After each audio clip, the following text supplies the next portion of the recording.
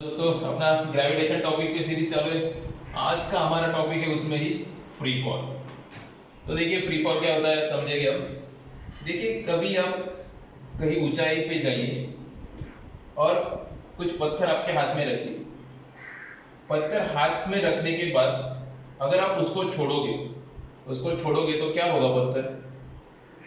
अब आप सोच रहे होगे क्यों, जो हमारा अर्थ का ग्रेविटेशनल फोर्स है उसकी वजह से जो पत्थर है वो नीचे खींचा जाएगा, बराबर यही होने वाला है उसमें। तो यही होता है। तो फ्री फॉल क्या रहता है, फ्री फॉल रहता है अगर कोई चीज सिर्फ पृथ्वी के गुरुत्वाकर्षण बल बल के प्रभाव से नीचे जाए तो उसे हम कहते हैं फ्री फॉल, मुक्त पतन। फ्री फॉल मतलब क्या, free fall can be defined as the when an object is falling under the influence of earth's gravitational force। मतलब अगर कोई चीज सिर्फ पृथ्वी के गुरुत्वाकर्षण बल के प्रभाव से ही नीचे चली जाती है तो उसे क्या कहते हैं, फ्री फॉल कहते हैं।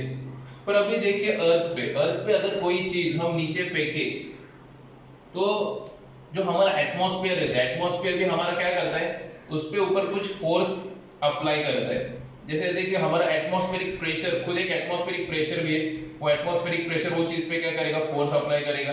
तो एक फोर्स वो हो गया। जो हवा बहती हुई हवा का फोर्स वो एक अलग फोर्स हो गया।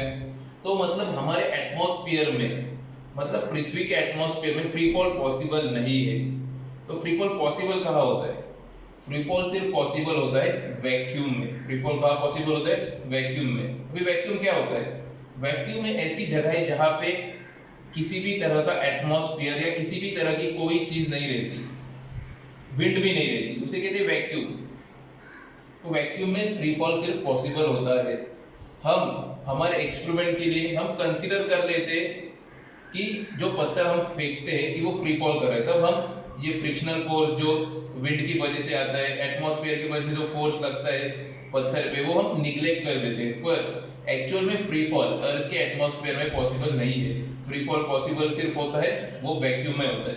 अभी देखिए फ्री फॉल के समय क्या होता है, जैसे हमने पत्थर हाथ में पकड़ा था तो पत्थर की इनिशियल वेलोसिटी क्या होगी, पत्थर की इनिशियल वेलोसिटी क्या होगी,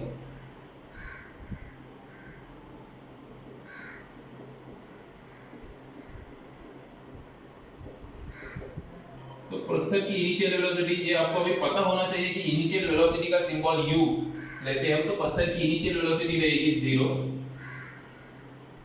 ऐसा यूनिट रहता है मीटर पर सेकंड। अगर 0 को आपने यूनिट नहीं दिया फिर भी चल जाएगा। तो इनिशियल वेलोसिटी रहेगी हमेशा कितनी, 0 मीटर पर सेकंड। तो न्यूटन की जो काइनेमेटिकल इक्वेशन है उसके हिसाब से फ्री फॉल के लिए क्या इक्वेशंस बनेंगे। देखिए अभी हमने क्या कहा कि जो चीज है वो क्या हो रही है कि अर्थ के ग्रेविटेशनल फोर्स के इन्फ्लुएंस के अंडर वो नीचे आ रही है। तो यहाँ पे ए का मान क्या होगा, ए का मान हमेशा g इतना रहेगा। तो अगर हम न्यूटन के काइनेमेटिकल इक्वेशन के हिसाब से देखें तो फ्री फॉल के लिए क्या तीन इक्वेशन बनेगी। तो देखिए न्यूटन का पहला काइनेमेटिकल इक्वेशन क्या रहता है, v = u + at।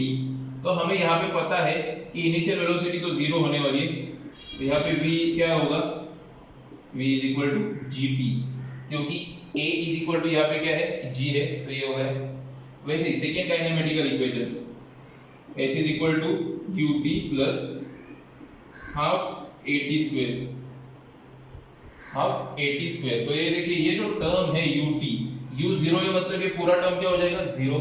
तो क्या बचेगा, s = हाफ, a का मान क्या है, a का मान है g, तो हाफ gt²।